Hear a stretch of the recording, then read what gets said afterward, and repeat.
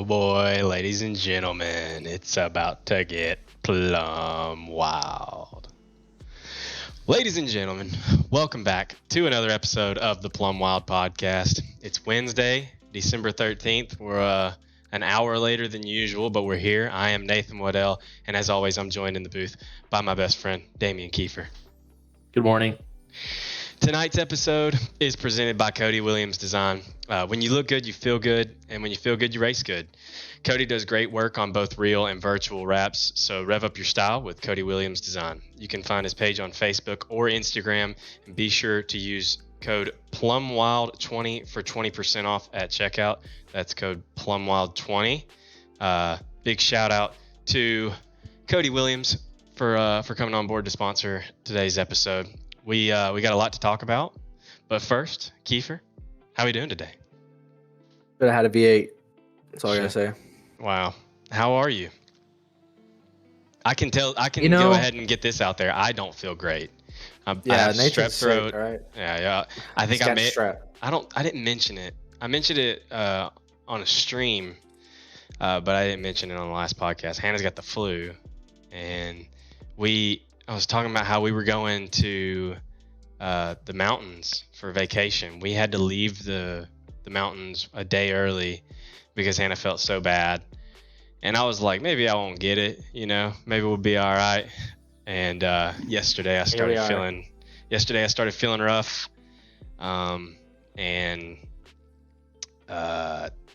woke up this morning with a 102 degree fever or something like that. So not feeling great, but how are you, Keith? I'm not bad. All right. You're not bad?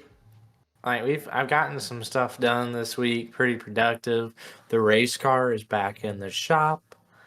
It's time to start working on 2024 things. Yeah. So that was exciting for this week. Still got to fix the truck, but that's besides the point. The car's back. We've been pondering back in the loophole of racing and trying to figure out what's better and what's not, and where do you need this and where do you need that. So that's been kind of where I've been at. And Chili Bowl. It's Chili Bowl week, ladies and gentlemen. I was going to bring that dang. up. You talked about wanting to run the Chili Bowl, and look at you. You running the Chili Bowl. We've done 2 nights so far. Yeah. First night I've missed. Oh, you missed Monday. No, we're in Monday. We're in Tuesday. So Sunday was the first night? There was tonight's first night. Okay. I thought you were saying you missed the first night. No, this is the first night.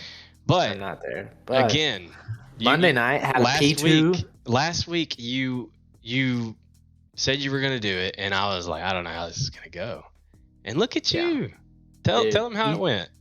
So P2 first night. Top split, by the way. Top split, started 6th or qualified 6th out of 52, I think, first night.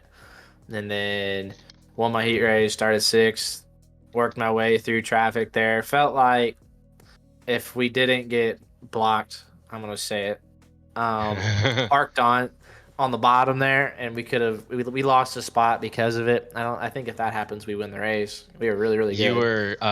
I was spotting you for that one, which if you watched my stream, you saw it, but you were 0.2 faster than the leader the last 5 laps. We were rolling. Maybe the last 3 or 4 laps, something like that. Yeah. But that was right after you had gotten by the guy in 3rd or 2nd. And then last night, 5,700, I think is what it ended up being, strength of field for a Chili Bowl night, which is crazy for iRacing. Crazy.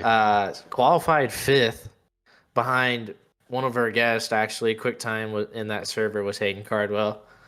But everyone except for the one guy, besides Parmley, has been on the podcast.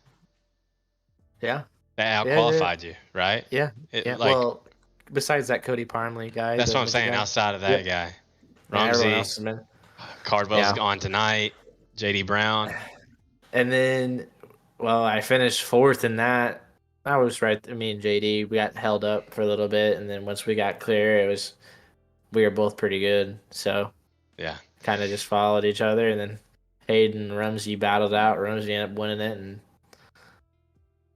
I think Alpha went 1, 2, 3. 4. Dude, who you talk? I'm Beta. Beta. I'm sorry. I am You're Beta. right. No, All you're right. right. You're right. I wasn't. I'm not. I'm not good enough. That's why I'm in So 4th, and not so 3rd or 2nd. You know, Chili Bowl. Chili Bowl. And then there We're was 5th in also points. yeah, you're 5th in points. You're gonna try to run tomorrow night, and then I don't know about Friday night, but No. and then Saturday's the big show, and you know it might not even make it. But so Hey, Monday night we had the Sprint Car Pro Series at I-55. Kenny Miller goes back to back. Kenny Miller goes back to back. Hayden, you know, kind of rebounds, finally gets a good finish. You know, he's been running well, but a good finish. Got a heat win too. Yeah. Bergeron again, not a great night, and It's just, he's I don't know. I He think came he was out up to so like strong. 12th, wasn't he? I don't know. I think he was right outside the top He was 10. top 15ish, and Yeah. then he just fucking he clips the inside wall in 3 and 4. I'm like I can imagine that that's very frustrating. To start the season with 2 wins, you know, winning the first 2 rounds, Back and to then back. and it's just been 3 absolute weeks now. heartache. Yeah, 3 weeks in a row that just not good races. I think the Which third is just race. I look for him this week to come back. Honestly, I would take be his that week back. to come back. Last week he ended up, I think, 10th, which isn't horrible. But Dude, the points this year is fucking crazy on the sprint car side. like Kenny Miller now is looking pretty good with back to back. Like he's got a shot, and then Rumsey with another top 3. Ryan Avila went into Monday night as the points leader. I don't even know where he finished. I'd have to look, but I don't know. I didn't see the points updated from. But it's shaping up to be an incredible season. A tight last 5 weeks battle. are going to be definitely some storylines going into it. Yeah. Look for Bergeron to start coming back. He's going to at some point. Yeah, I'm gonna start paying way closer attention to it, especially the points and everything like that. Which I think I mentioned. And then the deadline's getting close for the top 15. Like it's like this last 5 weeks of the Pro Series. I know everyone's like real excited about the first 5, but the last 5 weeks are the weeks. Yeah. In my opinion. Yeah, if you have a rough start, you can still salvage, especially in these sprint cars with even like all the top guys having bad weeks. I feel like you can. It can happen any night, especially in the sprint cars and just how the sprint, like the racing and those things, where like late models, you can kind of rub each other. Yeah. In essence, but you can't really race a sprint car like you can a late. Yeah. Yeah. A lot of rubbing. Naturally. Going on. Yeah. But like you know what I mean? Like you can't like so any contact in those things. Like, what I see is just like almost. Well, I mean, you saw like Bergeron clipped the inside wall with the left front, and it just yanked him around. Like you do that in a late model. Well, yeah, if you do that in a late model, I feel like it probably would. No, it like grabbed and pulled it around, so he like spun. Oh, like it gripped it. Yeah. So, anyways, that's crazy. So. The only other thing I got to go over here is Dirt Tracker. That's the only thing I have left. We got before we bring on our guest. Yeah. So anyone, first of all, just want to throw it out there. If you don't already know what Dirt Tracker is, look up Dirt Tracker on YouTube. That's DIRTRACKR. It's this guy named Justin Fiedler. He does a show every single day, about 8 minutes long, about the news and everything of dirt racing. Just dirt racing, yeah. Yeah, it's just dirt racing, and it's like Dirt Tracker without the E at the end, and where dirt and tracker meet, there's just one T. Regardless, I started watching his videos, and then it came to my attention that he covers a little bit of the iRacing stuff while it's going on, both the late model and the Sprint Car Pro Series, which I thought was really cool. Like I was watching him for maybe a month before that, and then like once the Pro Series starts, I didn't expect it or anything. He just brings it up on like the Tuesday or Wednesday episode or whatever, and I was like, holy shit, that's so cool. And people give him shit for it. They're like, oh, you covering the cartoon racing, but regardless, he still does it. And so I thought that was really cool. And I comment on his videos, not a lot, but I comment sometimes. And he gave a special shout out to me for starting pole of the finale, which I thought was cool. And then I messaged him about the fact that, because at the end of the show on Wednesdays, he mentions like all the new podcasts in the dirt racing world. And I was like, you know what? I got an idea. So I messaged him and I was like, hey man, just throwing it out there. I have an iRacing podcast.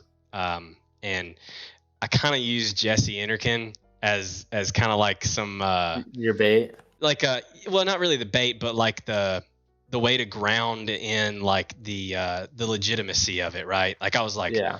I do a sim racing podcast, and our last guest was, Hunt the Front's Jesse Interkin, like to say like, okay, if he's willing to come on my show, like obviously it must be something that's worth his time. Yeah. So I just sent him that, and he was like, what's the RSS feed, which is like the link to like get it sent out to Spotify, Apple Podcasts, and stuff like that. And I watched the video today, which was the first video after I messaged him about it.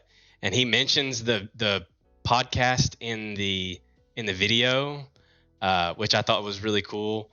And of course it's on his website now under like his podcast section on the Dirt Tracker website, which I thought was really fucking cool. Like, that's so sick.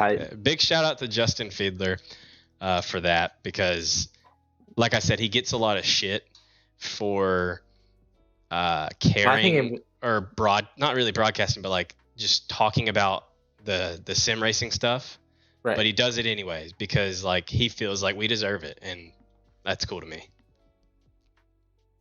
I agree. It's pretty cool. Yep. Had a what's that? Lyndon Westfield wants to know why I look 40. You need to bring the mustache back, dude. Okay, I don't know if you can see it, chat, but I can't. Why don't, before we bring on Hayden, it's coming back. We're about to bring on Hayden, but why don't, before we do that, why don't you show everyone on the stream what's on your little side table right there? All right, ladies and gentlemen, Nathan Waddell bought me a Christmas gift, and I bought him and Hannah Christmas gifts, which I got Nathan a cookbook because this dude doesn't know how to cook. I can't cook. He got me these socks. Can we get some wins in the chat, please?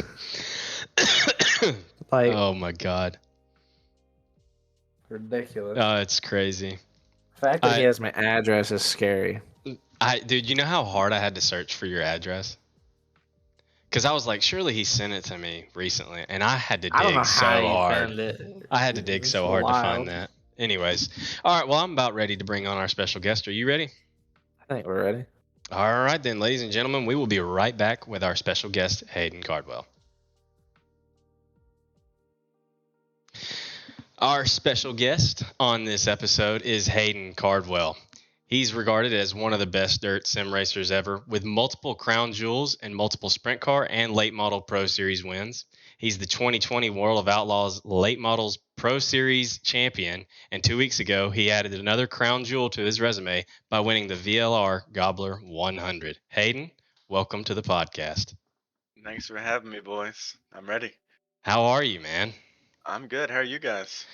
Dude, I mean, I'm loving the sunglasses. It's the first time someone's matched the energy of the Intimidator. I'm nervous. Was that the plan all along?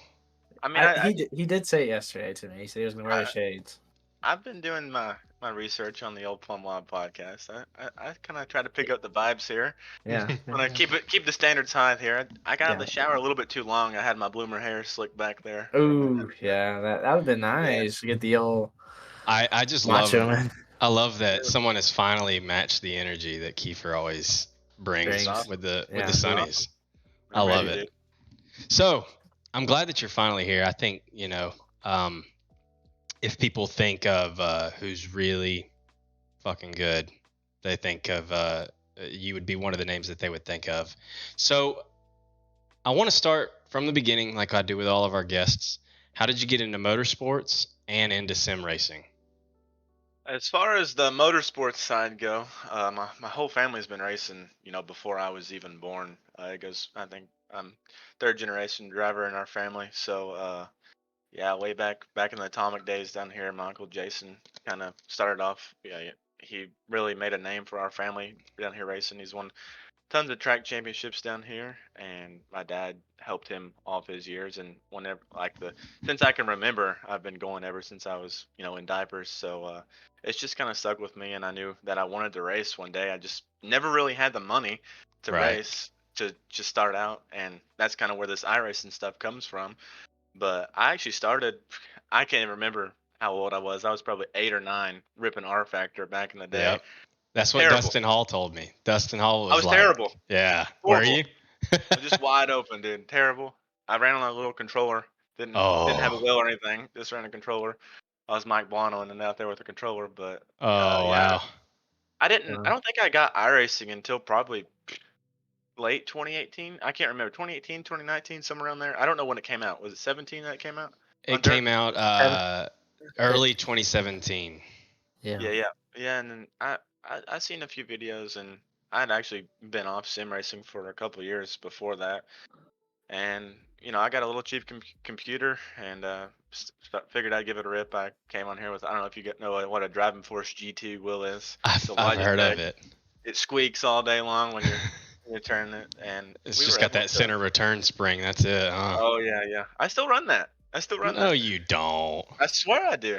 Shut up. But no, it was tough at first. I've been in and out with some really really good teams, and I'm lucky that I found myself stuck with a bunch of good guys that really care about how I run, and we're all good friends outside of racing. And not even just my team. I love interacting with like you guys and Kiefer and everybody. Like, it's cool seeing people that we meet on the fucking computers. Yeah, absolutely. Yeah, well, Yeah. it's nice to put a face with like a bot, like where the voice. voice with the voice with the face, and just telling you. like When The I face seen with the Steven body. Calavoto for the first time, I lost it, dude. I lost it. I didn't know what to do. Good old But SK. no, I was talking to him earlier. dude, I love. Yeah, well, first we time I all- saw Stephen Calvoto was with a white claw, so like, Oh yeah, I seen him at met Bristol. you for the first time at Talladega, like Yeah, 2 months ago. I kind of like brushed you off there for a minute, so I It's all good. apologize for that. No, it's But, all good. Like I didn't expect you to really know who I was, especially had just a because we had never really talked. Yeah. Even on don't- iRacing. So No, I agree. I think the last few weeks we kind of hit it off a little bit better. yeah. But I had a rough night. The night before that, I blew up in hot Yep. laps, so I really didn't even want to be there. So I know the feeling, dude. Like it's it was rough. And then I saw you again like 2 weeks At ago at 411. 411. You were much more talkative. Yeah, that's the first time seeing Kiefer too. dude. Oh yeah. Dude, we surprised Keith. Hayden got to see that I'm actually like 6'3". I know everyone says I'm short. Dude, he's like 7'3", honestly. That's you what know- I'm saying. know Everyone what? says I got a small cockpit too. Like they don't know how to fit. And I'm just like 7'3". I even got in that's it so- and drove it. I drove around the pits, dude. It's not that bad. I don't know if you're fitting, Hayden. Honestly, You know, I think I could squeeze. the first time that I met Kiefer was last year at Gateway, and he had walked up to our car where we had parked, This is and great. This is he great. pulls his shirt up and Oh. presses his bare chest against the passenger side window where my wife is sitting. And then I get out because I'm like, I finally get to meet this dude. And I get out of the car and walk around the car, and he's standing there, and he just looks at me and goes, "You're shorter than I thought." And I was like, I'm looking at him, and I'm like, I'm still fucking taller than you. Like, what do you mean? yeah, but like everyone knows that I'm short. Like it's just like a given. Like I just It's look short. ridiculous. I am Like, short. he's And then like short?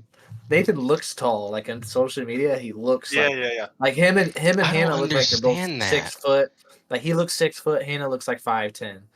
I think Kiefer though, like, he's small, but like I feel like, I don't know, but I feel like if you piss him off, he might be a tough challenger. Like, Nah, I wrestled he this looks guy like one he's- time. I took his ass down and choked him Nathan's out. Oh! Nathan's never seen me mad though, and I've been mad twice, and it's at the racetrack. And if you ever see me mad at the racetrack, all I gotta say, it's a different animal. Do not speak to me. Do not talk to me. But it's the only time, and it's only happened twice. And when when those two happen, I don't give. Yeah, it's game on. I think at that moment, it's like I'm either killing you or they're taking me to jail. All right. 100%. So back to iRacing. So you Same said you thing sucked occurs on here. R Factor. I mean, is that really true? Like you just sucked on R Factor? I didn't win. Okay, so you sucked I on wanna R win. Factor. Yeah. You got on iRacing around 2018, 2019. You Somewhere got a in there. wheel and pedals. Okay, so I know that you made the 2019 Pro Series and only got to run 3 races of that, which we'll get into that. But back up before then, when did you really start to see that progress? Because like to start and then just reach a level where and then you fucking won in like one of the 3 races that you got to run. So First one. yeah, the first one at Volusia, right? So Yep. to go from sucking on R Factor, not that it's entirely related, but then you get a wheel and pedals and then you're at the level where you can win in a Pro Series race. When did that really start? Like Because that's not like an progressing? easy jump. No, it's Like, not. That's like a from really not winning to fucking like quick being progression. like yeah. You know No, what I I, mean? I agree. I mean, I don't know if Kiefer was running a lot back then, He but wasn't. the game has definitely progressed a lot, and it's a lot different now than it was back then. I think picking up early was a big gain. Like, I'm not gonna say the competition wasn't great back then, but I feel like the cars are so different, tracks are different nowadays. Like, It's it's a hard lot for the same guy to tighter. win every race. Like, I know Blake and Evan, they're still on their hot streak kind of, but it's a toss up. Like these pro races, like you guys were talking about earlier in the show. The sprint car series is wild, man. I Mhm. couldn't tell you who's gonna win it, It but doesn't there even was matter if it's one lap to go. no. I mean, that's kind of like with the late models. Rumsey was really close, but the biggest thing for me, I felt like VLR had it was like a race on Texas series, probably in 19 or 20. I don't know if any of those guys remember it. And I was able to win like 3 races on that 8 race tour. And this was right before the 2019 or 2018 Pro Series, that first one I ran. And I was able to make it into the qualifying series. I don't remember a whole lot back then, but I remember I was very stupid back then. And I feel like I've matured a little bit. I can still be a little rough at times, but if I didn't mature, I don't think I ever would have won that championship. I think the it's not like you're immature now. You're still just really aggressive. Like I think if anybody watched you, they would And say it's that not your like it's a style is bad aggressive, and aggressive. that's It's not like a bad thing. It's and just it's like like almost like a Dylan Hauser people wouldn't in a way. Not like don't that. insult Not him. like Nah, not like, but like you guys are both super aggressive drivers, yeah, and not like not there's in like a times, dumb way. but like, and you do have your dumb ways sometimes. I've seen it. Like we all have it, but like you're one of those guys that if there's a hole, you're taking it. I feel like I'm either checkers or wreckers, man. That's Like Yeah, like exactly what if I've I'm literally if always said about you is that you're checkers or wreckers. if I'm close to winning, I'm gonna do everything I can to wreck the car or win the race. Like it almost happened Monday. Like Now, I would wanted to win you that race so damn bad. would you say that because you didn't really answer my question for the record? I want to know what was kind of like the contributing factor that got you to the level of a pro driver and a champion at that. What was the biggest contributing factor in that relatively short time span? Like, was it just the amount of hours that you put in? Was it the teammates, or was it? I mean, do you kind of just feel like it's one of them? I just naturally got it kind of things, you know? I'm gonna say that it's just natural. I don't. I mean, I agree with that some and disagree with that some, but I was in high school back then, probably freshman, sophomore year, and I didn't do nothing, dude. Like I'm talking, got home 3:30 on this game. I'm up till 3, 4 o'clock in the morning, waking up, going to school the next day, like grinding this. Like Yeah. never got off of it. Never had a job in high school until I got out of high school. I just played this. Like I made more money than the kids at high school playing this. So yeah. I would say it's just laps, really. Like I've slacked off a little bit running laps, and I've kind of struggled here lately, but. I mean, I've been on some good teams and been on some, struggle buses before, but the team that I really started with was Bad Racing and JD Brown. Me and him are like best friends back then. We still pretty tight, and it was just me and him kind of grinding out every night. He built the majority of the setups, and I just drove him pretty much. But It's one thing about me. I'm not very good at building a damn I'm setup. not either. I Terrible. suck at it, dude. Terrible. I just drive suck it. at it. Which we were talking about that Hey, the that other was the day. best thing about the deal this week for me. Like, you guys were like like asking me like what I was running. I just literally ran the very very first thing Rumsey ever sent to me, and I just learned to drive it. That's Oh, all I yeah. did, which Oh, I yeah. think is like a big thing, and just like the iRacing scene, where like that's like something like where you had JD to just go drive, just go drive, just go drive. Where a lot of drivers, I feel like on iRacing struggle about this because of this, where you need like for instance like that midget deal. Like I was at like the first few races and first few days I was testing out and driving it because I've never drove them before. Like this is the first time I've ever drove midgets. Like honestly in iRacing, like didn't happen. But whenever I was 2-3 tenths off, and some people are like, "Oh, it's the setup. Oh, it's the setup." And I'm telling you, dude, I got like 3 or 4 tenths. I kept getting speed by just learning what I was doing, feeling the race car, understanding with the pedals and the wheel, and just getting it all kind of perfect and mellowed with each other. And that's that. I mean, the setups do help. Trust me, it does help to have a better setup. But a lot of it, at the end of the day, is just driving and being able to drive the setup in every scenario. Yeah, I agree with that. Like back then, like we did not have the best setup in the field. Like the year that I won the spring fling, I can't remember if that was 20 or 2020. I think 2020. Yeah, you won't believe how much steering offset we ran in that setup. Probably Like something yes, dumb, negative yeah, 12 or something. negative 28. What, just to get it to turn? No idea. We didn't know what we were doing. We're just clicking buttons. Broke button clickers over here. Holy Just click shit. something, and like I ran like mid pack in every single practice race it was, and then when it came down to it, I just knew I had to get up on the wheel. And like with the sprint car stuff, I feel like we're slacking a little bit in the setup, but if we just make laps, I know we're just as good as anybody else because it's so Right. like so hard to hit the same line in those things every lap with any car Well, really. and if you and that's like the biggest thing where I see and like what really excels from like you, Evan, Blake, Rumsey, and like those guys.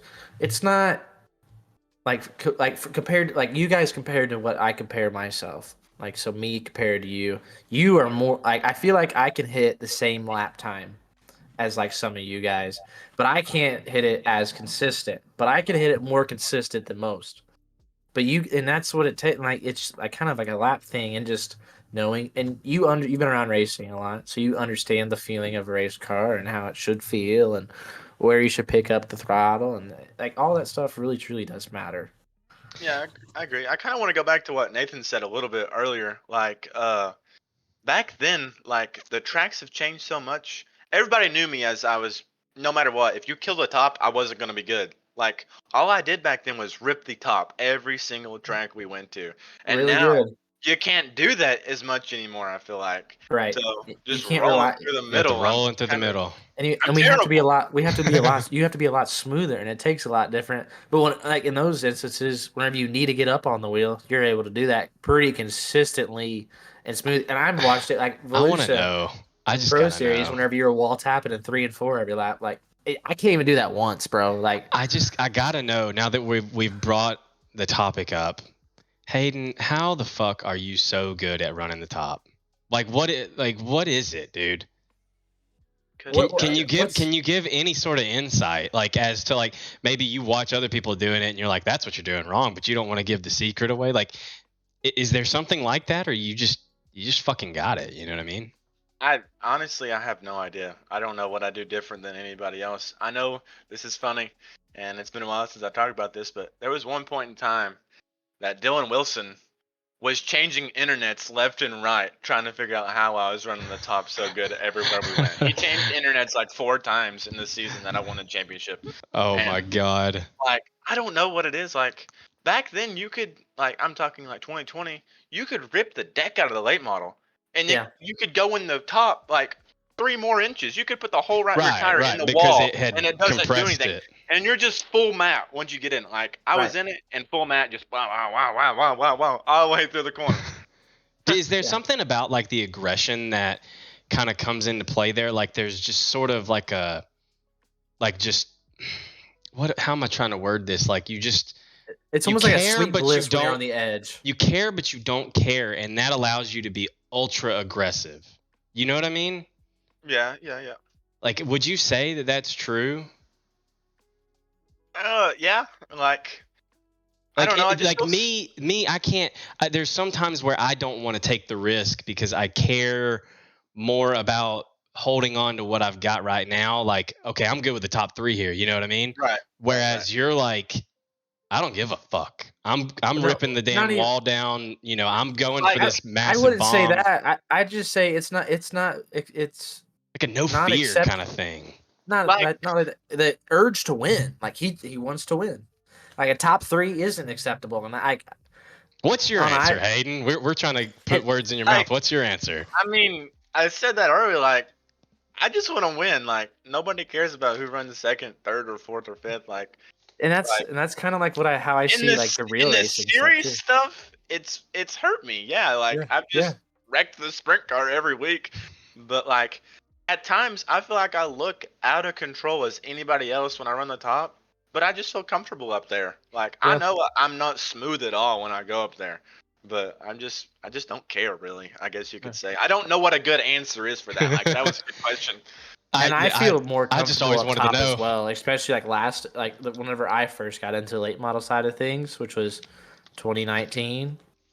After right after the second Pro Series is whenever I was getting into it, and like whenever like I was known kind of like for what you were, just really good on the top, and I couldn't run the bottom, and I was just like that. That's just how I felt like I grew up, like came through the ranks, known for, especially like back whenever I was with Zach and those guys and McSwain, and like he taught me the first time like to run the cushion, and like once I beat him first time, I remember Charlotte whenever like when I first bought a pay to win set, so that's been back a long time ago, ladies and gentlemen. But like learning to run the top, like I feel comfortable on the top and I feel miserable on the bottom. Even though like in real life, I see you succeeding a lot on the bottom, and on iRacing you're really good on the top. And like this year, I won most of my races on the bottom, and every race that I was on the top, I feel more comfortable. But we weren't winning the race. And it's crazy to see we both. I'm sure you win races on the top, and I've won races on the top this year. But it's I just see that you're more natural on the bottom in real life, and iRacing you're on the top. It's just kind of wild to me. It's so different because like when I run the top on iRacing, I go in there with the intentions I'm knocking the damn wall down. Like Right, right, right. the fastest Get to I've the been top.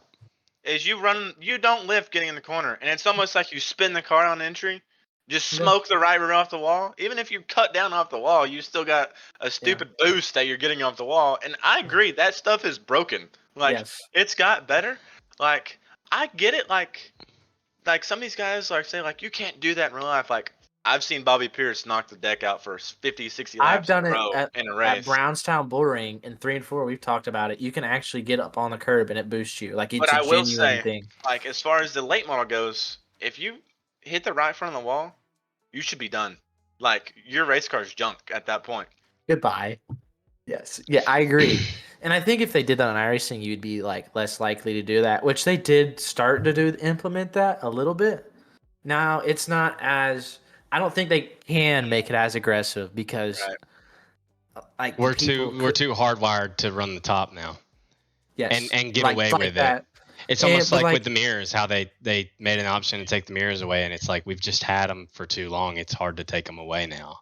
and this is Yeah. where I feel like I was telling Hayden like the place to go. Like he was asking me if he was going to race in Illinois one weekend, like where to go. You got to go to Fairbury, dude. And the reason why is that's like one of the easiest places to drive, like you do on iRacing on a Cush. Like you literally go in there and just stand on it. You lift, you burp it, and just stand on it. It's like, I mean, granted, cars got to do it, but like those are a few times that you can actually do that. And there is times you can bounce off the wall. Like I did it at Eldora actually in my modified this year a few times, and it does boost you. But if you ever catch that right front, and I've done this, you catch that right front as soon as it's caught, goodbye, done. Right front done, in the wall. So, It's just all right, I want to go back to 2019. I just want your answer because I've heard rumors Why did you get suspended 3 weeks into the 2019 Pro Series? If you're willing to answer that, I'm sure you are. Yeah. So, I want to know if what I know is true. So I'm ready to hear this.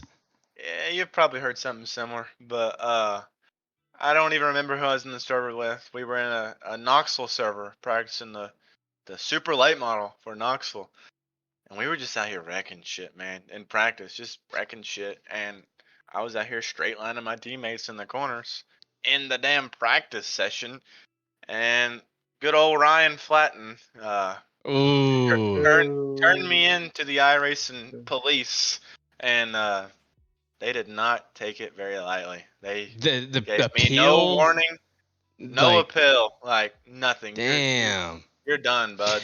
Okay, And so that's close, but not what I heard about it.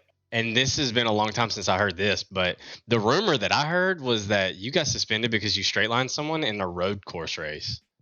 no. And it wasn't a teammate or nothing. It was just a random, like, official road course race. So I'm trying to remember this clearly because this has been a minute. That might have happened, but I don't think I was banned from the series because of that. I think I was banned for like 2 weeks, and I somehow got off the hook and was gonna be able to race. And then like the day after that, You just didn't learn your lesson. You're like, let's see if I can get away with it again. I told you I was stupid. I was stupid back then. So that was 2019. All right, let's fast forward to 2020. Sounds like that Logan Rumsey guy. Yeah. Let's fast forward to 2020. You win the Pro Series championship. 3 wins, I think, maybe 4 during that series. And clearly the class of the field for a lot of those races. I just want to know, now that it's been like 3 years, what, if you think back to that season, what sticks out to you? Whether it's, a certain memory, this, that, or the other, like outside of obviously just fucking winning the thing. Like, what's something that sticks out to you about that season? It was kind of wild. Like there for a minute, me and Wilson went back and forth with the points lead, and this might sound really, really bad, but I dropped out twice that season out of the races. Yeah, I know. And still won the points. Yeah. And I ran like 4 B mains that year. Mm-hmm. Eldora, I started dead last to B main and making it out of that Lima B Land, main. I believe. Yeah, that was Kokomo, huge. I think. That was huge. But like back then, I was just comfortable, and I felt like I had a chip on my shoulder that I had something to prove from 2019. So that's like prime time Hayden Cardwell, ready to come smoke ass back then. Like if the sim sees that here soon, it'll be trouble. So you talk about that, Hayden ready to come kick ass, and it makes me think of the Lernerville race. Like, you can't. I still think that How do maybe you run the the top of Lernerville like that? That's nuts. I still think that maybe the most dominant race I've ever seen. I still like to go back and watch some of those races from that season, and I'll always watch that one just because I've never seen that kind of dominance. Maybe the next most dominant one that I can remember is Evan last year at Weed Sport, or Evan this year at like Volusia.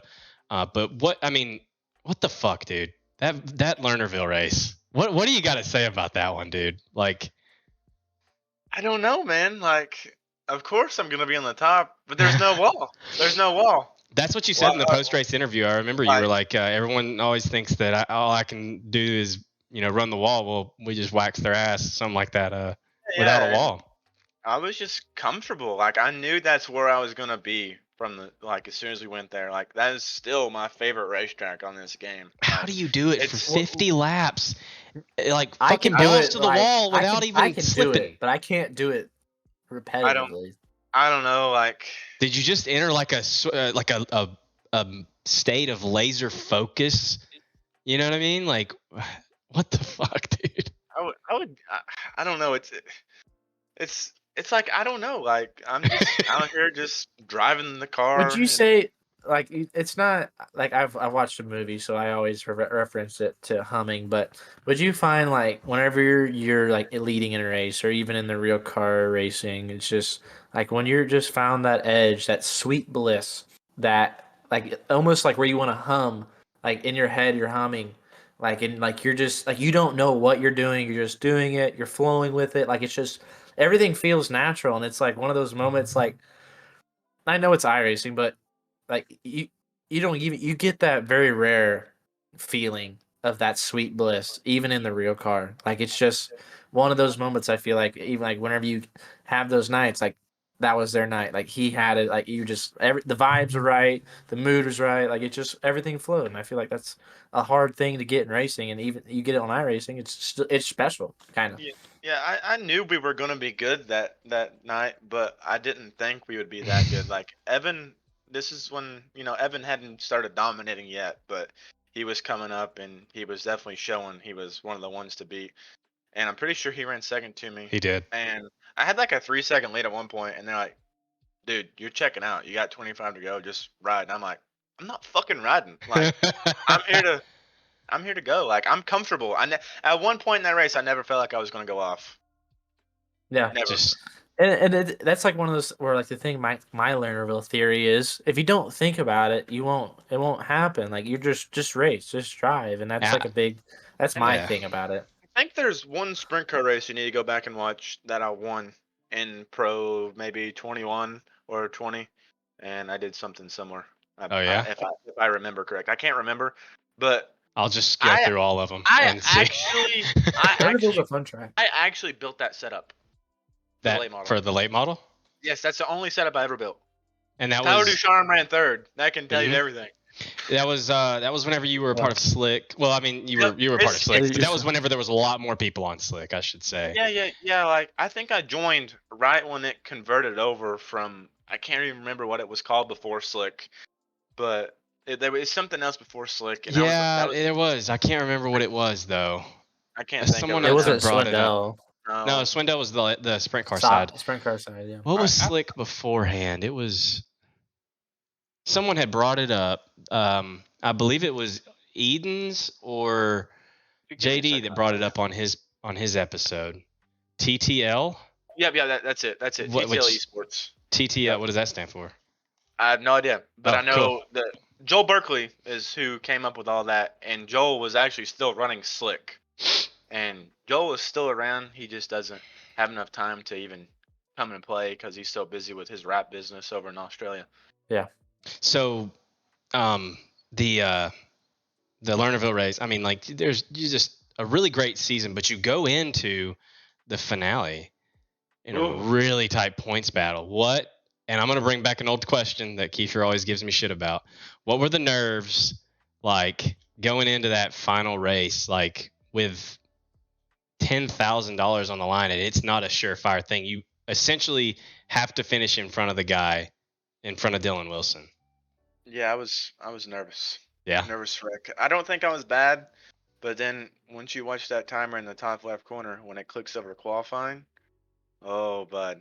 That's I was whenever nervous wreck. Nervous. Every race, I get so nervous. Even if we're just messing around in an official race, I get So you nervous do qualifying. get nervous. You do get Yes. nervous. I get so nervous. I never get nervous in a real car, but this shit This is gets what me everyone all says. torn up. It gets me all tore up. I don't know what's up. But the fact that you're still able to go out there and do it, and Kiefer told me and we'll get to the Gobbler here in a minute, but he told me that he was watching you in Discord with you and watching you whenever you went out for qualifying for the Gobbler, and you go out there and you qualify 2/10 faster than everybody.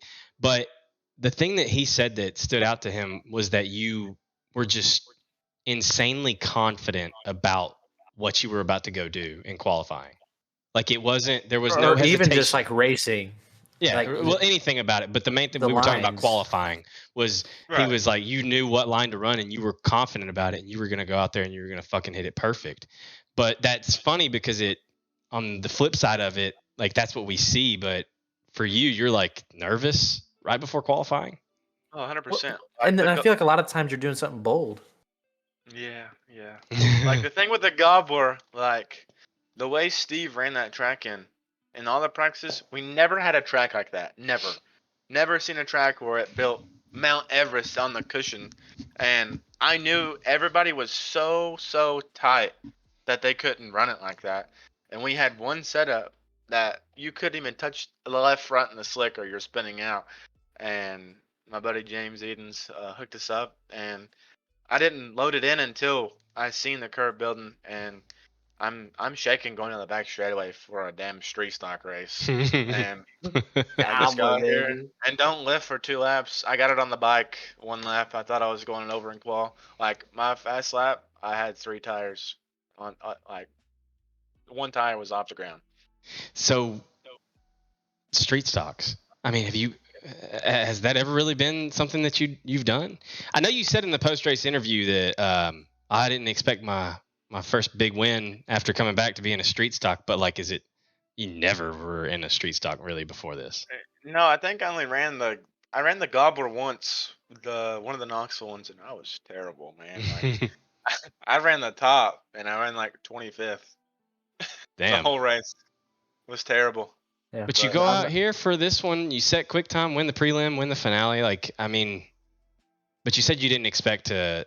Well, you didn't think your first big win after coming back would be in a street stock. What were your actual expectations going into that? Like, I know you practiced a decent amount. Like, what were you really thinking? Just wanted to make the race, honestly. Like, just make my money back in that deal. Like, I really did not think that I would have a shot to even win the race. Like, some of those guys in the street stocks, They're good.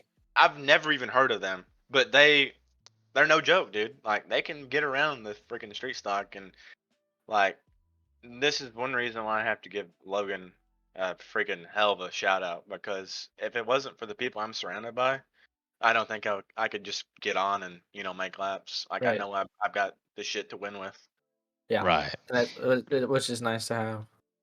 Okay, I want to kind of go off topic, but this is something I meant to ask just a minute ago. But I think I've only ever talked to you in a race or after a race one time, and I just want to know if you remember the time that I'm talking about. So last year in the Late Model Pro Series at I-55, you sent me a message after the race, something along the lines of, "I don't know why the fuck we're racing this hard for 17th." I'd have to go back and look. I can't remember this. No, I really it's don't fine. even remember this. The only reason it sticks out to me is because of who you are, and it also, like, I was like, what? And I remember we got into each other like once maybe, and I was like, what the fuck is he talking about? So I go back and look, and you can feel free to look back on your own and defend yourself at a later time. But I think this shit was on you, okay? Because I'm running middle for like the last 5 laps. You're running top for the last 5 laps, and then I'm right here, and then the next time in 1 and 2 you just chopped down on me, and then that was like the only time we touched each other. And then you messaged me after the race. I'm like, what the fuck? I just want to know. I just wanted to know if you remembered that. He wrecks I a lot of doubt you people. did. You Where raced so much. were we at? What racetrack? I-55. I-55. There's a good possibility I probably cut down your nose. Blame it on you. We were in the back though, and I mean, I don't think you or I really gained many positions there in the back. Hey, I-55 was a good week. That race? Where did you run that week? I'm talking about last year, not this year. Oh, no. I was still pretty good last year. You finished like pretty sure 10th. I won a heat race. I had shared to, at like, I-55. Gave up after I-55. I think it was after I-55 I-55 that you gave up. I just had enough, dude. Like, shit was so I-55 toxic. has been my 2 best tracks. My 2 best races, pretty much. You have been around for a long time, relatively, in the sim racing game on iRacing. Especially at the the level, competitive side. Yeah, at the level that you are.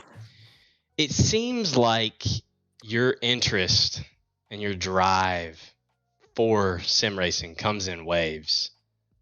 What's the contributing factor to that? Are you just burning yourself out because, like, whenever you do feel like getting on, that's all you do? Because I've noticed in the past couple weeks you've been on a lot. Yeah, like, I don't know. Like, we're not racing. I haven't raced in like 4 or 5 months because I haven't had anything to drive. And I'm curious to see what happens whenever we do pick up racing season. Like, I will say I enjoy racing a real car way more than this. Like, Yeah. Well, it's a little more competitive. Sometimes, like, It just depends on what you run. People are just toxic, man. Like I know I can be at times, but like people you race with on here, like it just kind of ruins the fun sometimes. But right, Sometimes it does. right now it hasn't been bad. Like the midget race we ran last night was fun. Like Yeah. the sprint car races have been fun. Like I've crashed out. The gobbler was fun. You know, like Granted, you've been up front for most of these. Yeah, well, mm, you weren't up front Not for the Williams sprint Grove. cars. You were in about mid-pack at up I and Williams mean, been up Grove. down. but like I kind of want to. Like I wish late models were like right around the corner, like for like a qual series or something. Because I Yeah, think I'd be interested. Because like I think the late models drive the best on dirt right now. Like Really?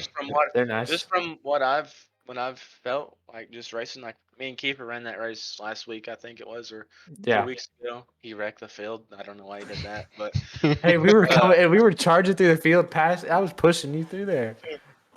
So but yeah, what is your overall opinion of the state of dirt on iRacing? Like you gave a couple of examples, but I want to As a know like whole, your let's opinion just on take the last everything. month. Setup shops, the skill Oh, level of all you. the drivers, how the cars feel, how the tracks feel. You've been through almost every build that there has been. What is your opinion on all of it right now? I think as far as the cars across dirt have got, better, I think. Like we've made some gains and, kind of lost a little bit from what I found, but like late models, I think they're really good right now. The big blocks are fun to drive. Like I feel like they got tons of power right now. The midgets were terrible last build, I felt like. And now they've got a little bit better. I And love the midget. yeah, I he's, yeah, love the midget. he's a it different man now. it's good, but like if we want to talk about setup shops, dumbest fucking thing they ever did. Hmm. I hate them. It's stupid. Like I feel like ever since that came around, it's got so much like Well, I was thinking about it. toxic. I feel like you race an official race, and you don't even know the guys are racing, and here we are spamming the chat. Go get our setup 15% off like every 5 seconds.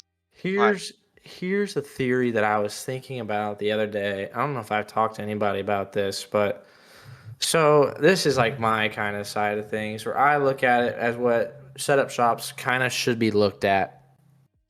I'm not. This is gonna throw kind of like no hate towards it, but like just because I've been there. There's money in it. I get it. yeah, But it should be looked at as the same way we do IRL. It should be like, oh, he's a Longhorn guy, but doesn't mean he like say I have a Longhorn and Nathan has an XR1. We're on two. He's on. He's with Majolis and C, and I'm on beta by myself. Like or with you guys. I'm beta. Damn it, I am beta. But so you have two different sides of the program. Like it should be looked at as like an XR1 Longhorn deal. It shouldn't be looked at as enemies. Like it's just like you guys can still be friends. You guys can still shit. Like you could not necessarily that, but it almost it's kind of like it. The sim racing has gotten to where it's like the chassis building now, where you can go get it. Where before everyone was kind of by themselves, smaller, individual. Where like if you're at Longhorn nowadays, there's a lot of people working at Longhorn together. If you're at Extra One, there's everyone at Extra One's working together, and that's kind of like what the setup shop did. Was it brought a bunch of people as a whole to work together as one, and I But you feel like know, that's the way it should be viewed, but it's not. I mean, I kind of want to come back a little bit from what I said. Like it was a little harsh. Like you're I already get regretting it. it. Yeah, a little bit. Like I get it. Like some guys, like they've came out with setup shops and it's helped them tremendously. Yeah. Like these guys are the guys that don't really speak at all. Like they're just on here to have fun, and they're running what they can get and what they feel most comfortable with. And I think that's a good thing. But I don't think it's anybody's problem that have bought a setup or like it's more the people that are running these things, and I just feel like it's a big competition. And And it we have and it all these stupid Facebook chats that I don't really understand why we got them. Right. And if we really want to grow the community as a whole, I get there's going to be toxic moments cuz there's toxic moments in absolutely everything. And you're not going to fix the official stuff's kind of it's iffy. It really is cuz it's officials. The hosted stuff you really can't control cuz it's a hosted. But I feel like whenever like we're in leagues or Pro Series. like pro series stuff like that. If you're in a serious race or a serious event, it should be you should race it like kind of differently as we do, and like that's the like there you shouldn't be toxic. We should all be in it together to try to grow the sport in a way. Yeah, there's going to be stuff that happens bad, but you're like we want better things for the sport, and we all say we want to, but then the next moment I look at iRacing Dirt Talk and we're shit talking him and his sister for because they said this and he said that, and then we're photoshopping this and they get better. And it is funny, and there is times, and we should have fun with it, and it's okay to joke around with each other, and it is like, but at the end of the day, like it's a game. It is a game. Where we are racing for serious money. We are doing that as well. It is very, very competitive. But at the end of the day, it's for fun. It's the end of the day. At the end of the day, it's the end of the day. But we're doing it for fun, and it shouldn't be looked at as, well, his team is over. Like, You know, just Hauser. like you shouldn't hate the Longhorn because Yeah. they're in Longhorn. You And that's shouldn't exactly hate what Extra One Hauser because they're said. Extra One. On his episode, he was like, "You don't hear It's fucking, so and so calling Longhorn because someone in a Longhorn wrecked their shit." It's just Yeah. not Okay, how it he's the goes. one to say that though. He is. He can say that. But he Right. has been better. He's been good lately. Last I've been week, watching. the Tanner Tomasi deal has went on for 3 months. It feels like, and we get, I'm not even in the loop with that. I just see it on this. There is stuff, and I kind of pushed a lot of it out of my social media for a little bit, but I've been kind of, like just pondering and looking at things, and it has been getting better. It really has. I'll be honest, and it's been nice seeing where it has been going because I'll say probably from the start of November on, things have been pretty nice on the iRacing side of things, and I've kind of been grateful that like the podcast deals make me feel more like appreciative of like what we are kind of doing here, and like before, it is nice, and we're talking about it, and I'm excited for like what it brings and everyone on here, but it's making it a more positive side of it. I've seen everyone else, not everyone, but most people trying to make it a more positive side of it. But at the end of the day, we're all kind of a family because like we all know each other. We all know what's going on with our whole lives. It's like we're all big family. Like why? Like we're gonna fight. Everyone does. But that's how I look at it. So, next question. Now that we're done with that, is there any desire to compete in the late model pro? You mentioned it a little bit, but will you try to run it next year, or is there really any desire there? I want to, yes, but getting myself to actually prepare for that is another question. Like, I think it's possible for me to, make it again, and I'm not gonna say I'm good enough to win it now. Like, just truly, like I don't feel as comfortable as I did 3 years ago. Like that's, like in anything I race now. But is there no like, I don't know, is there no sort of pride in it that you kind of want to come back and like show that you're still one of the best, like? Yeah, I guess you could say like, who's gonna outrun Evan? Like, who's gonna beat him? Tell me. Yeah. I really think that Rumsey's been good. If he keeps his head straight, he needs an arm. He needs another arm. He does need another arm. That would help Rumsey. Majulis was very busy, like not putting hardly any time in compared to what he had over the last 2 years because of his new job. You, I think, are one that could come on or come back and compete. Like, it's not. I love Evan, and I think he's really, really fucking good. But I don't think it's as far fetched as people think it is. Like, it's not impossible. He's not impossible to beat now. Everyone's beatable. Exactly. And like he's been now everyone would have to elevate their games, right? Because he's elevated his, but it's still not impossible. You know what I mean? No, I agree. And it's racing. We see it every year. Every single year. Someone new. Like, honest, like Davenport 2022, crazy fucking year. Won like every race. 2023, RTJ wins every race. Davenport wins. Was that a thumbs down? You know what I Yeah, mean? Like Davenport, he was he had a terrible. bad year. He had a bad Yeah. year. For him, But Yeah. like for the him. year, Yeah. yeah, for him. But like Yeah. the year before, he just dominated. And it'd be like Nick Hoffman going back to a modified and only winning 10 races instead of 40. You'd be like, what the hell? But like it's racing that you see it in anything. I think every dog has its day. Like it's I can't wait for every mine. dog, and like that's why I was like super grateful. Like just I had a crazy year in real life, and like Oh man. I don't even know if I can repeat that. Like that like it's just stuff like that. Like you just it doesn't really happen, you know. I think you'll do Yeah, even better. And like for like what you did and how successful you whenever you won the Pro Series and how Evan's been so successful and so dominant, like that's just you don't see that stuff. Yeah, And like I am. you do hate it. You do like not hate it, but like it's you don't see that, you know. Right, and I really am thankful for like the success I've had on this game. Like, I don't know if there's ever going to be a time where I'm that good like again, like in the future. Like, that's going to be tough to top, but like it was it's cool to go back and see like, I mean, Just and how honestly, like dominant if you you were. can win some races on here, like it does help you get your name out there. Like, Yeah.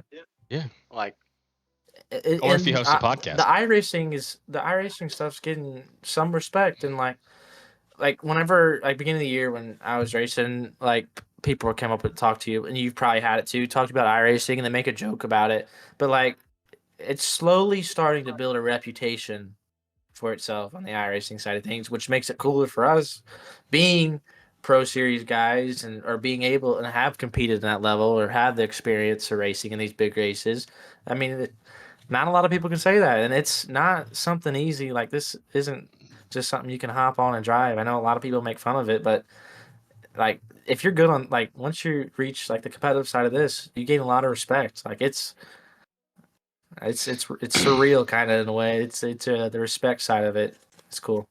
So you mentioned that you kind of putting your name out there from your wins on iRacing and the championship, but I've always heard, and I'm pretty sure this is true, but I want to hear it from you. I've always heard that you used the money from winning Pro Series to buy your first real late model. yeah, True. that whole year, that whole year, That whole year. I won like The every fling, freaking big race yeah. there was, Yeah. and I was able to buy my car and Tell a us trailer. more about that whole story, because I want to know. Like that's almost like everyone's That's crazy. dream. That's like everyone's it's- dream, really. Like if yeah. they couldn't afford it, like it would be That the is it. dream to win Like- everything on iRacing, and then okay, now I can afford a real car. You know what I mean? Yeah, like I'm not gonna say like we weren't broke growing up, but like my family did everything they could like to make our lives better. Yeah. And like if they could have bought me a car, like I know they would have, but Right. like Yeah. I won $32,000 that year in just winnings that year. So I Damn. went out, I bought my car for $5,000. Cheapest thing I could find. It was like a Hey. 2007 Masterbuilt, I think. Nothing No wrong. motor or well, it came with everything minus motor, shocks, and seat, and it was a pretty good price. I bought a trailer for like 6,500, and then my grandfather bought a brand new truck, and we were able to use it, and he bought a 602 motor for me, and I was able to race on the money that I had that first year and a little bit of my second year, and then I was able to buy my own 604 motor for that car, and I moved up one class, but it wasn't a 604 class yet. They Yep. call it a sportsman class. You guys Yep. seen it at 411. Yep. That's what I ran, and I won 13 races the next year, and I was lucky enough to get my shot with somebody with that treated me really really good in the year and a half that I was with. His name was Rusty Webb. Uh, Pretty big deal. I kind of we had Pretty a big deal. we had a like kind of like a deal where it was just gonna be a one race and done at 411, just a weekly race. Yeah. And my first time I sat in this car, it was hot lap qualifying. We didn't have any hot laps. First time I drove the car, I sat the pole and led every lap. And he was like, "Dude, you want to drive this thing full time?" And I was like, "Yeah, like that'd be course. awesome." Like Of course. I've never I don't really know what this is like. I've never drove for anybody, and it was a lot different than owning your own stuff. But like truly, at the end of the day, I was thankful for that guy. We ran a traveling series. It was American All Star Series. I won 5 races on that tour and won the championship. And we parted ways in the middle of this year, last year, whatever you want to call it. And I drove the CBR house car for a little bit, and now we're getting ready to start this new deal with the BMF guys. Pretty excited about that. How did you end up as a house driver for Corey Hedgecock in the BMF chassis? His dad Chad reached out to me, and me and Corey we've clicked it off for a minute. We've been pretty good friends, and I was still driving the CBR car at this time, and they were like, dude, we want to put you in one of our cars. Like, you're our first pick. Like, if you don't drive it, we're gonna get somebody else to drive it. But we want to come to you and give you a legitimate shot. And it was like 3 months of me like thinking about this, like, cause I was in good stuff. Chip treated me right, and he was like, let's get this car together for All Tech, and we'll go down and race the power race.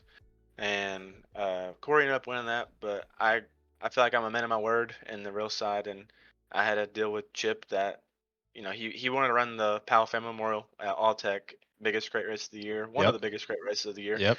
So I ran that. Ran sixth or third most of the race until I spun out. But It happens, dude. I've done it.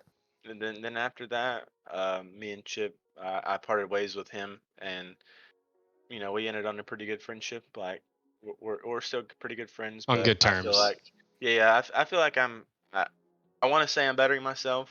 So Hey, I have But a it's a lot of leap of confidence faith. in those things. It's a leap of yeah, faith. yeah. That was Like like one of the I'm first things I told you, that I talked to you about. Like, I have a lot of confidence in those guys, and I have confidence in you and that whole deal, and Hedgecock I'm and those guys. I think one of them's winning the dome. a BMF. There's only one gonna be there. I know that's the only one that's gonna win. You'll run second again, probably.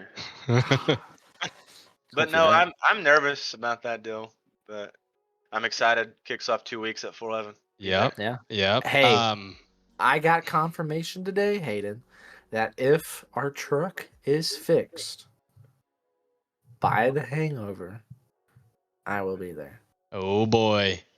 And I'll say this: if both of y'all are there, I will probably end up showing up as well with a racing suit, just for the record. No, I got one more question about the real life stuff, and this is people are probably tired of me asking this because it's something that I ask everyone that started in sim racing and then got their shot in a real car. But I kind of like to hear everybody's different answer. After so many years of sim racing, a decent amount of years of sim racing, what was it like finally getting to drive a real car, and how quickly do you feel like you adapted? Man, it was wild. Like first time I sit in that 602, I'm like, okay, buddy, we don't have a reset button, and I feel like we're going Mach 1000 down this straightaway in a 602 car. And Like how old first were time I you sat in it, at that time? let's say 18. Yeah. Okay. 18, I think. 17. I think it was 18. But it's a lot different. Like nothing compares to a real car. But at the same time, I don't feel like I would have picked up as fast as I did. Like I feel like I picked up pretty fast, but I don't think I would have picked up as fast if I didn't sim race before that. Right. Like they don't drive it all the same. But as far as It's the same, but it's driving not. around people and learning where to be, like knowing where to be when the track's changing and stuff, like I still like appreciate iRacing for that. Like it helped me a ton, I feel like. Yeah, Mike, and that's kind of that's my agreeing on too. Like, yeah. Like that's why like you're never gonna mimic the perfect wheel. You can't. Like there's too many things. You're not gonna mimic the left rear movement. And I mean, but That's a good looking wheel. I got that $30 wheel, dude. You saw my stuff. It's classy. But like, there's just certain things you can't feel. Like it's gonna be like it's just really hard. But the timing to me was just like knowing when to turn in or knowing when to lift, knowing when to hit the gas, knowing, oh, I hit the brake here. Oh, this guy's gonna slide me. I need to lift, cut, do whatever I got to do. It truly does help. It's not the same, no. Right. Yeah. But it's one of those things where it's the same, but it's not. it helps more than it hurts. It's kind of what it Yes. seems like It the doesn't common hurt you consensus in any is, way. It's not going to teach you anything bad. other And the than throttle that you don't need control is brakes. huge. Yeah. Yeah, the brakes. It's definitely it pertains to you a lot more than it does me though, because you modified you're running on that much tire. Like you don't Right. have anything to put traction down. So Yeah. No, I'm Um, with you. Mike The Buono, modifieds are fun though. Mike Buono wants to know why you're he's your biggest inspiration. my goodness. Let's see here, Mike Buono. I don't know who that is. Oh, so okay. Well, Wow. that's fine. No, it's fine. That's fine. That's actually the best way you could have answered that. Mike's fuming, dude. Oh, he's fuming right now.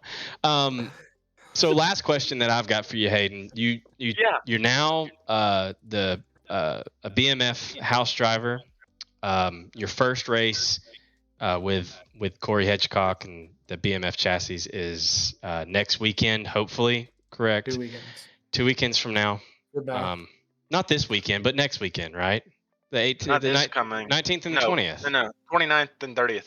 See, you didn't fucking answer me the other day whenever I Yes, asked I you. did. No, you didn't. I swear I did. Hey, No, he's regardless. I think Hayden said he's testing this weekend. End of I was December. supposed to. I was supposed to. End of December. And you got that as your first race in the BMF chassis, and then presumably you're going to run a lot of races next year. What are your expectations going into it? Have you gotten the chance to test it all yet, or what are your expectations, man? I haven't been able to test. Like I want to go out and perform the best I can and win as many races as I can. It's a lot different in the real world. Like reality will hit you very, very fast. But Oh boy. you're gonna have rough nights. You might not make a show one night. Like we run 604s, and if you go to a big 604 race, there's 78 or 80 cars at the best 604 cars, and you're on the same stuff. And there's 40 guys there realistically that are winning cars. Yeah. But the most important thing to me is like when I race for somebody else, I want to take care of their equipment. Like I Right. don't want to go out here and junk it every race. So Yeah. I think I'll learn more respect from those guys if I show them that I can respect their stuff. Yeah, And win no, at I'm the same with you. time. Yeah, What yeah. I feel bad about right recorders, but I pay for my own right recorder, and like I just want to say this to like anybody that like ask about like the right recorders. If you could put like a plastic piece there, it doesn't break, and that's how I do it, dude. And it just So I'm assuming you're going to be running with a league, not a league, fucking a series league. I'm thinking iRacing. You're going to be running a series, like what you just said. No, nothing. Nope.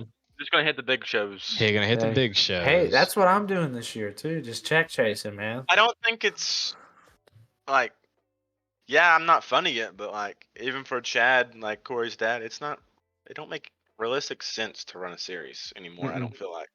Just kind of like that's kind of like what I was looking at. You like, one weekend you'll go here, and next weekend you're all the way down here, and it's paying $2,500 to win. Yeah. Like you don't make any money doing that. Like No. it's hard to make racing in general. Like I will say that. 100%. If you break even, you're doing good. Yep. And that's what like I almost broke even this year. Like I was like I'm right close. I mean the truck bill kind of like put me under. But slinging a rod in the truck, that kind of sucked a little bit of but the funds like out. other than that, like we had and like I mean you kind of see like well like iRacing funded my program at first as well, and I actually funded my first go-kart through iRacing, and then I made enough money through iRacing and then my go-kart stuff, making a name for myself in the go-kart and kind of adding more value to my stuff that I was selling, and sold that and bought my first modified, and so kind of similar. I've been around it the same way my whole life, so it's cool to see someone else kind of. You, of course, had a lot more success than I've had, but just to see someone that's very similar in a way, just kind of thing. I will always root for the iRacers to do well in real life. Same because way, because it gives us legitimacy. Respect. Someone that especially to go from sim to real life really gives legitimacy to the sim racers, because it kind of makes you almost think like, okay, a lot of these guys that are really good on the sim could go out and perform in real life, which is always going to be the the thing that we're looked down upon is because it's not real. So I'll always root for guys like, Hayden and you, Kiefer, and no, and it was like, well, I made my post yesterday, and Tomasi commented on it, and like when I saw Tomasi's like just his comment, like, and like we've had our separate ways. He's kind of like opposing, and granted, I'm not on a team right now, but like I feel like we're in it together, dude. Like the whole I race like for I don't really. That's bad. Like I don't race for myself a lot of times. I'm racing for everyone else because I genuinely want everyone to win. Like that's kind of how I look at it. Like whenever I win, I show respect to the iRacing gang and like show how much respect, like how good these guys are. Like at best, at my best, when everyone else like I think I could be realistically a top 10 guy on dirt, not sprint side. Don't even throw that away. Throw it away. Midget, but midgets. No. But I feel like with the grind and like to say that should earn like, and for you to like be able to say like if you ground like you realistic like easily top 5 easy on like late model side of stuff.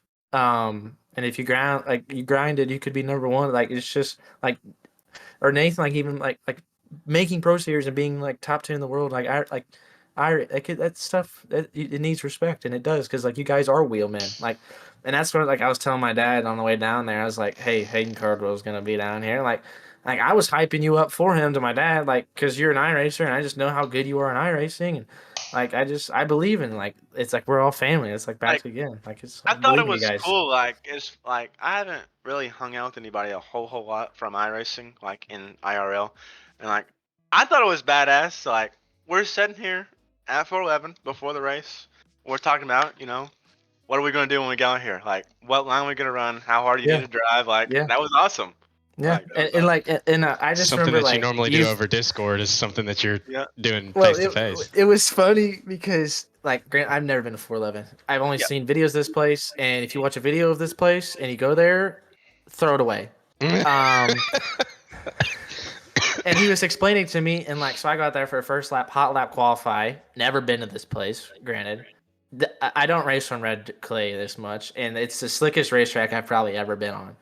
I go in there, about loop it first fucking corner. I was completely sideways, and I like lift it, get back off the gas, come back off, go back to the front straight away, and I tell myself, and I was like, Hayden literally just told me what to do. Like, and it's like it's kind of like the iRacing side of things, where like I would tell, like when me and Nathan were teammates there for a long time, and I would tell him the line, and he would do something like I would do, just blow through the corner, and I'm like, no. Lift here, and it's like, and then we were talking about it like there before, and we can nerd out because like iRacing, there's like a certain lingo you talk about things, and you can kind of nerd about. It's cool to see that and do that with people, especially at the real racetrack, because I don't get to do that much because I'm a very lonely person at the racetrack, and I kind of keep to myself and just like it's nice to be able to like communicate with someone because my dad's not like he's genius on like I'm not maybe a genius, but he's very smart on like the setup side of things. But like the racing and the whole thought process of racing, he doesn't get where like you guys get it, and you guys are drivers. And that's why I feel like the iRacing thing should get a lot more respect because you guys are wheelmen. Like you have to be wheelmen at the professional level or competitive level. Right. But well, it's cool. It's cool to see. I just want to say I appreciate both of you. Like, I hope your chat enjoyed it. I had a blast. Like, if there's anything we can do in the future where I can come on, maybe be another co-host, I'm in. I'm in. Like, I enjoy this. Like, if I was not that good at racing, I wanted to be an announcer, dude. Like, really? That's what I want to be. Like, I broadcasted a few races on iRacing way back in the day. Like, how about that shit? I enjoy it. It's fun, dude. I like to talk. That's what I remember whenever I asked you about coming on, you were like, hell yeah, dude, I love to talk. And I was like, perfect. It's going to be a great episode then. And that's like Nathan earlier asking me to write up questions before this and stuff like that. Like, I'm just a natural talker. Like, I'll just talk. And like, I can't like script it or anything. And it's just I forgot. Wild. I got one last question. It's a group question. It's one last question. It's a group question. All right. What is the greatest of all time console racing game? I have my answer already. I'll let you go first then, Kiefer, and then Outlaws 2002. World of Outlaws 2002. Sprint car, dude. That's the best game. The Yeah? best. Okay. So many World of I memories. spent so much time on World of Outlaws 2002, doing the Fuck Steve Kinzer, racing, dude. all the He was tracks a and everything, running the special wheelman. tracks, the IC Eldora, like all that shit, doing a career mode, all that definitely is one of the best ones, as far as Hayden's having to look them up, like GOAT, I can't remember what I played. I didn't play very many. Like, that's for real. I You only really? think I only played like 2011. It was on the Was it? Xbox Oh, so 360. that's right. He's a little younger than us, actually. How old are you now? Yes. Like what? 21? 20. See, yeah, he's way He's younger. 3 years younger than me. Okay, See, I'm an OG. so I was born in 2000. You're talking about the World of 2000 Outlaws Sprint Cars 2010. That was on Okay, PS3 and Xbox 2010. 360. That one was actually underrated. I thought that was a You pretty never had good the game. Road to Knoxville or the Showdown to Eldora? Road to Knoxville sucked, dude. I Road liked to Knoxville, those, but, it sucked. I played them.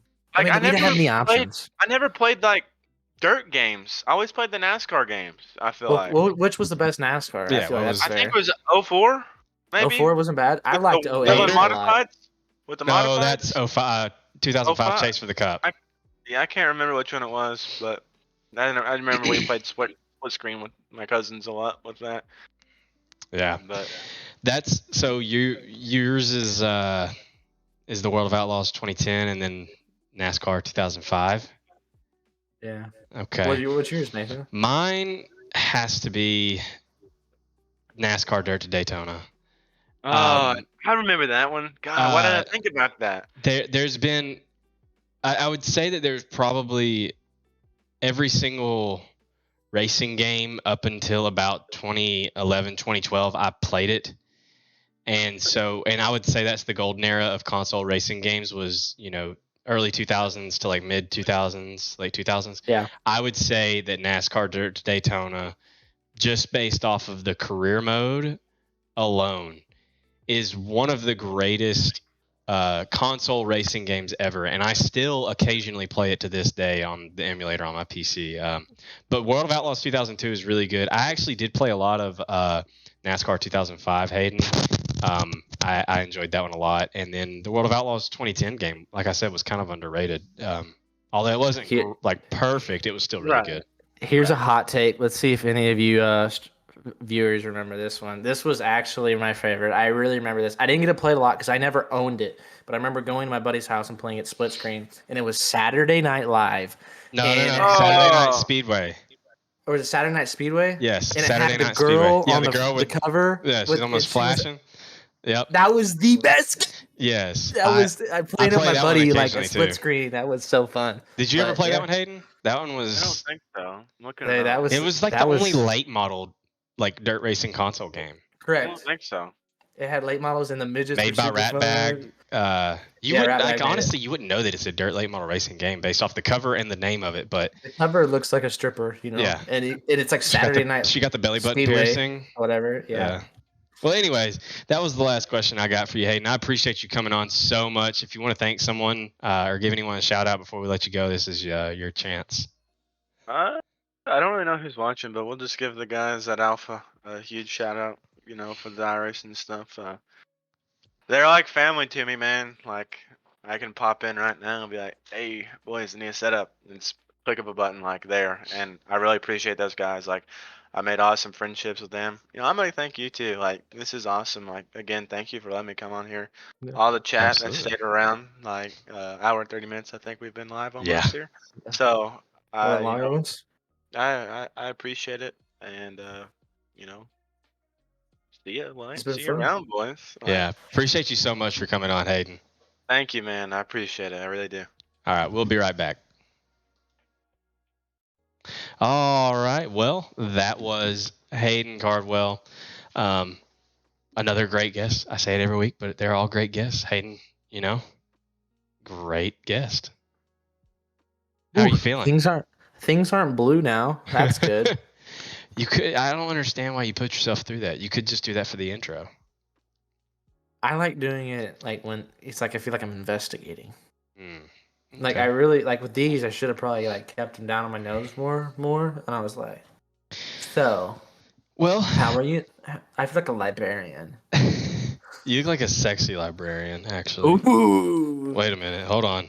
No, so one thing that I'm gonna mention again, is the Sean Timmerman Memorial Race. I think we have.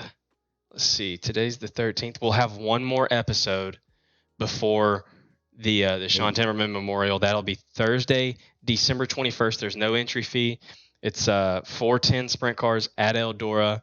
No entry fee, but any sort of money given is goes to the family, I believe.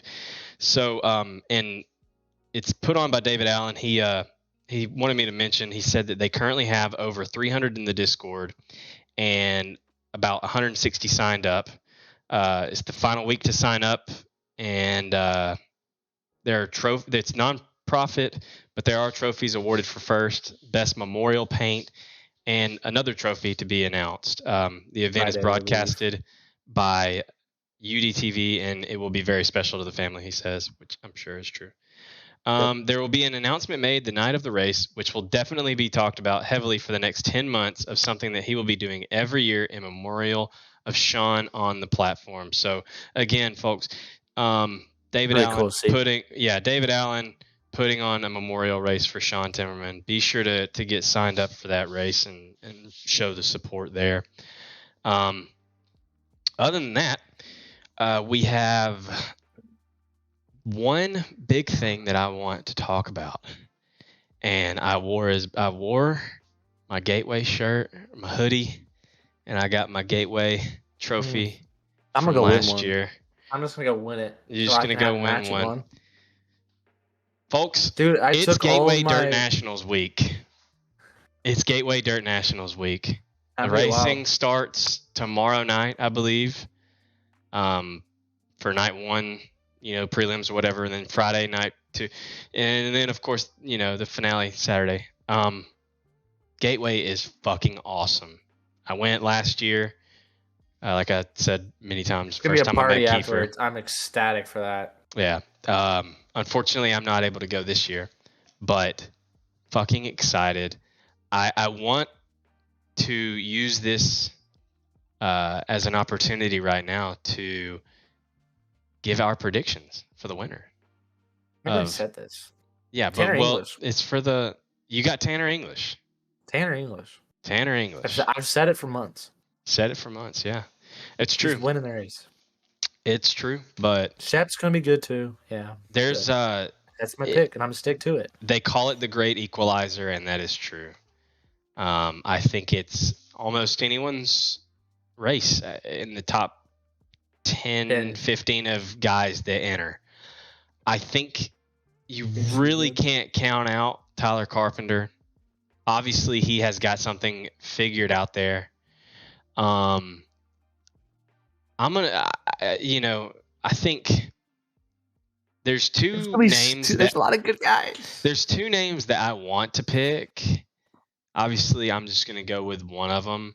It's between RTJ and Pierce for me, and I'm going to go with Pierce getting his third. He's pretty good on the short track. Yeah, and he obviously this has been a career year for him in the Longhorn as well. In his first year. Him and RTJ have both had killer years. Pretty much identical years in a way. I will say though, I'm still not entirely sold on Longhorns at really short tracks, but I mean, we'll just have to see. They do struggle at the short tracks, where the extra ones I feel like excel. It's the dome, dude. It's fucking wild. That's my pick is Pierce. You pick Tanner English. We've got I meant to tell Hayden good luck next Monday. But anyways, there you are right there. Huddy coming for redemption. By the way, Hayden, good luck Monday night in Pro Series. I meant to mention that. But Huddy coming for redemption. I mean, Huddy could be. That could be true. He's not in the Rocket 1 car. He's in the 71 which I think he'll be fine. Boone Briggs ride. He was in a different car last year too there. Well, no, he was in his normal car last year. He was in his normal car that he was in that whole year, and then after that they had switched. No.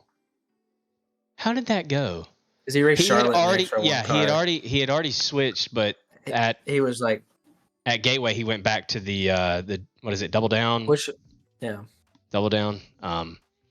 But yeah, I mean, Huddy. I mean, you got. I think the main guys: Tanner English, Hudson O'Neal, Bobby Pierce, RTJ, Brandon Shepard, Tyler Erb. Will Harrington, Tyler Erb, Tyler Carpenter. Harrison's good on the short tracks. Yes. He's been had a pretty good year if he can qualify well. Shepard's good. Mhm. Shannon Babb, whenever Shannon Babb's on. Is he showing up? Is he there? I could be wrong. I may have spoke something I didn't know. But Oh boy. Yeah. I imagine. I wish Babb went too, dude. Like that was Babb's the GOAT, dude. Dude, Babb. I like Babb. Devin Moran, pretty good. Yeah, Devin Moran. He was actually doing really well last year until he broke. Until he broke. He was in a kryptonite last year. Was he in a kryptonite? Yeah. In that black car, right? Yeah, the black number 2. So, anyways, Gateway. There's a few good raps coming up too. too. Great. Yeah. Oh, the Hunt the Front guys are going to be there. That's going to be interesting to see. I'm excited to see how they perform there. But yeah, that's all we've got really. You got anything else, Keith? No, I think that's it. You ready to sign us off here? I guess. Yeah. Here we go. I feel like he's getting tired. You can't move the chair into the way. Oh, you moved it right into the way. Wait. Move the chair. Thank you. He's so tall. Look, he landed on his ass this time. You landed on your ass this time. I'm telling you. I'm forgetting it, dude. If you just get a little more height, I think you could land on your feet. I get nervous. People are requesting that you do the next one naked, but I don't think we can really get away with that. He's so tall. Twitch. I know, dude. Like 8 foot. Amazing that a 7'3" tall guy can flip. That's what I'm guy can flip like that. Who's winning the mods? RT. Yeah, RTJ. There's no other pick in my opinion. Okay, thanks. Next question. Yeah. If it's like luck at anything. It's like what we just said. Every dog has its day, but I think he's a good pick. Damian Kiefer should have been there, but he's not. The Herminator will get in, but he'll get. I think he makes it. He barely made it in last year. He wanted to get in, but it'd be nice to get it again. God, that was so electric, though. That was so electric. Yeah. Mefford.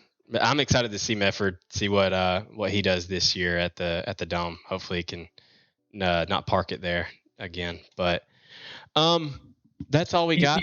Tyler Peterson was really good too.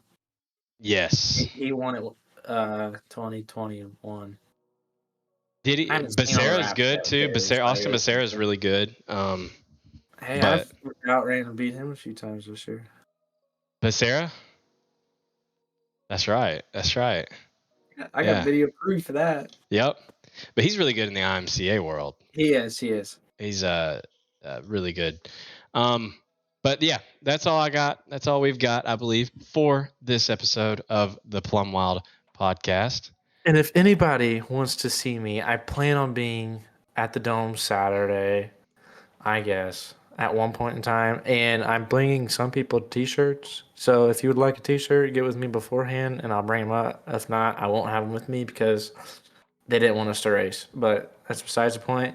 I'll see you guys there. Mainly at PBR. Buy me a drink. I'll appreciate it. PBR after the Gateway Dirt Nationals. Well, that'll do it here for this episode of the Plum Wild podcast. Thank you again to Cody Williams Design for sponsoring tonight's episode. Don't forget to use code PlumWild20 for 20% off at checkout. That's PlumWild20. And for myself and Damian Kiefer, we'll see you right back here in the next one.